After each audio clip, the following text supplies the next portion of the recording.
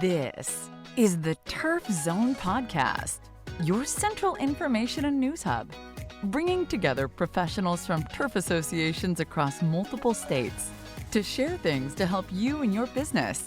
Brought to you in partnership with our friends at the Tennessee Turfgrass Association. This episode is sponsored in part by Sod, world-class service on demand. Visit us online at www.buysod.com. Now, let's get in the zone. Welcome to the Turf Zone. In this episode, we feature an article titled Recent Event, TTA Annual Conference. Tennessee Turfgrass Association's 56th Annual Conference and Trade Show was held January 10th through 12th at the Embassy Suites in Murfreesboro. After hosting a virtual conference in 2021, it was a priority of the TTA Board of Directors to bring our membership back together for an in-person event to kick off 2022. Much thoughtful planning was put into coming back, and more than 400 turf professionals from across the state were registered for the event. As always, our education director, Dr. Jim Brosnan, put together a phenomenal lineup of speakers covering topics from infield mixes to GDD and zoysia grass greens. In non-technical sessions, attendees learned why it's good to be in the Tennessee green industry, directly from those who lead at UT. Greg Kahn brought an impactful perspective to the professional development session with a simple question: can you get our attention? Opportunities for networking were plenty. The awards luncheon on Monday. Tuesday kicked off with prayer and fellowship, followed by an afternoon on the trade show floor at the Topgolf event in the evening.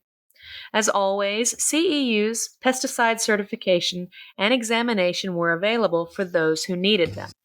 TTA Awards. Each year, TTA honors members who go above and beyond at their facilities. These awards honor the efforts and dedication of not just the individual turfgrass professional, but also their crews, employers, and the communities that support them. We are proud of the top-notch professionals who represent our association and our industry so well. Environmental Stewardship, University of Tennessee, Knoxville, Tennessee.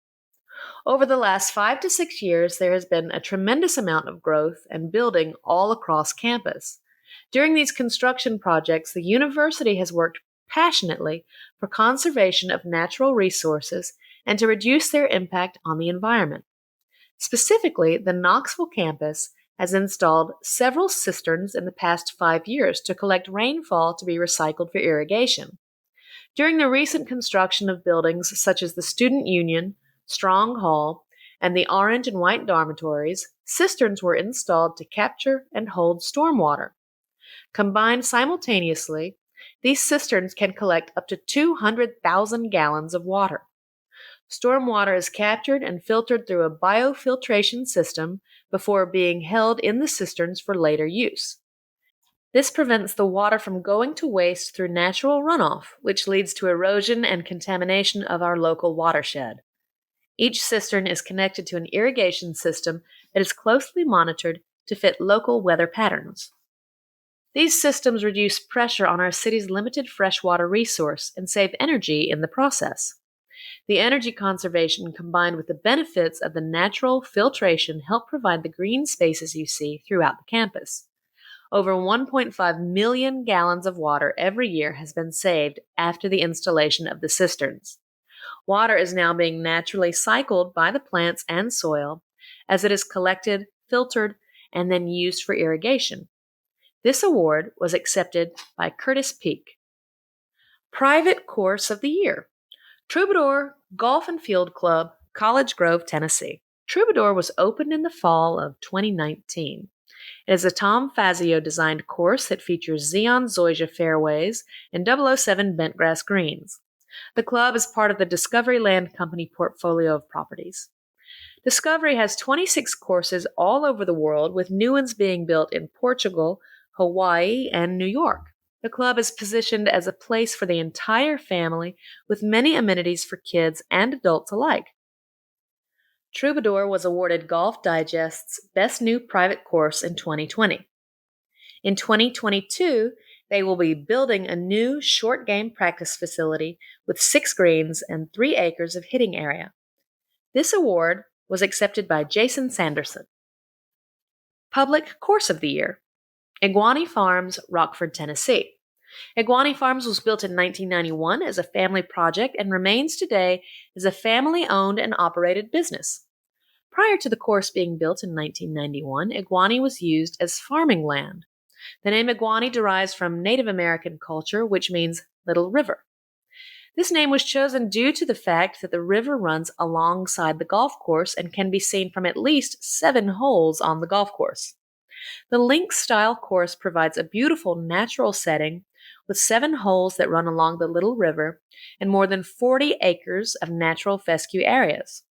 The course received major renovations in 2017 and has continued to improve with each passing year. It is always in phenomenal shape and hosts countless events. It has become a hub for growing the game, hosting numerous junior events, including the Iguani Junior Invitational, Sned's Tour, Hurricane Tour, Champions Junior Tour, as well as multiple TSSAA district and regional tournaments. Iguani is also home course for a number of schools, including Maryville College, Webb School of Knoxville, and Alcoa High School. Iguani Farms is regarded as one of the most enjoyable golf courses to play in the greater Knoxville area, as you can always count on a first-class golf experience.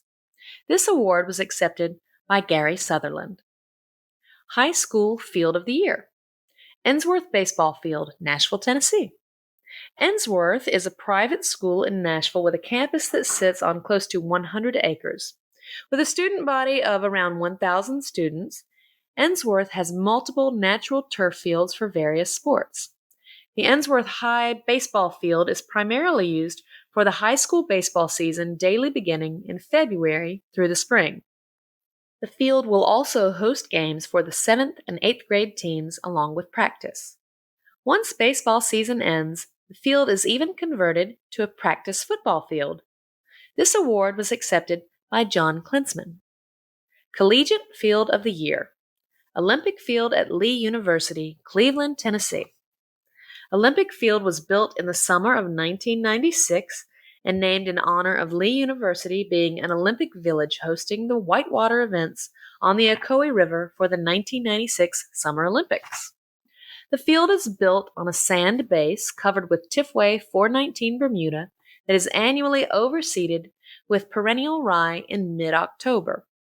The coaching staff handles all daily maintenance of the facility, with assistance on larger projects such as aeration, fertilization, and seeding from the university physical plant staff directed by Larry Berry. The facility hosts all Lee University collegiate baseball team practices and home games, and also hosts Ocoee Middle School's 6th, 7th, and 8th grade teams' home games, along with some practices. In addition, the facility hosts several prominent summer and fall tournaments and has hosted the TSSAA State Baseball Championships when the Spring Fling was in the Chattanooga area, before being relocated to Murfreesboro. In the spring of 2019, a major renovation was completed on the stadium with the addition of 400 chairback seats and a complete rebuild of the facility. The facility was renamed the Larry Carpenter Stadium at Olympic Field. This award was accepted by Mark Brew. Municipal Sports Field of the Year: Camp Jordan, East Ridge, Tennessee. Camp Jordan was pasture and farmland until 1975 when the city of East Ridge purchased the property, recognizing a need for a larger recreational facility. Development began in the form of 2 ball fields in 1978 and has grown into what we know as Camp Jordan Park today. The park has grown to 275 acres, hosting multiple outdoor activities. Currently, the park has 13 baseball and softball fields, along with 14 soccer fields. These fields host numerous events all throughout the year for all levels of players. This award was accepted by Andrew Jacks. Professional Field of the Year: Smokies Stadium, Kodak, Tennessee. They were the host site last year for the South Atlantic Conference Championship. This was a 5-day event with 4 games a day to crown a champion. Throughout the season, the field played host to over 200 baseball games and will even host a concert on occasion. This year, the field was host to a concert 2 days before opening, in which the crew had 5 hours to flip the field and have it ready for team practice that afternoon. Through it all, with a game day crew of 6, Duncan Long and his staff faced many challenges and still provided an exceptional field for play time and time again. This award was accepted by Duncan Long. TTA Scholarships, Legacy Scholarship. The Legacy Scholarship offers financial aid to children or grandchildren of active TTA members in good standing. Scholarship applicants are not required to be pursuing education in a turfgrass-related field to be eligible for the scholarship. This year's Legacy Scholarship is awarded to Hannah Carter, daughter of Paul Carter, Superintendent of the Bear Trace at Harrison Bay and Director of Agronomy, Tennessee Golf Trail. Hannah is a freshman at Florida State University, currently majoring in political science. Hannah graduated from high school as an honors diploma recipient and is a member of the National Honor Society, National Beta Club, and Mu Alpha Theta. While in school, she was involved in several activities and held many leadership roles such as senior class officer, girls state representative, varsity soccer, and theater, just to name a few. Ernest Hardison Memorial Scholarship. The Ernest Hardison Memorial Scholarship offers financial aid to students pursuing a career in turfgrass management. This year's Ernest Hardison Memorial Scholarship is awarded to Luke Bennett. Luke recently changed his concentration of studies at the University of Tennessee to turfgrass science and management. In March of 2020, during the beginning of the COVID-19 outbreak, Luke took his first position as member of a maintenance crew at Franklin Bridge Golf Course in Franklin, Tennessee. It was during this time that he really found his passion for the golf industry, and he decided to change his college path and work toward a turf degree and his ultimate goal of becoming a Class A superintendent. Luke is currently a Chancellor's Honor student, which requires a 3.5 or higher GPA and 25 hours of volunteer service, and he has served as a leader in his fraternity, Kappa Sigma. For all resources associated with this article, check out our show notes. Don't miss an episode. Subscribe on Apple Podcasts, Spotify, or wherever you get your podcasts. You can also visit us at theturfzone.com. You've been listening to The Turf Zone.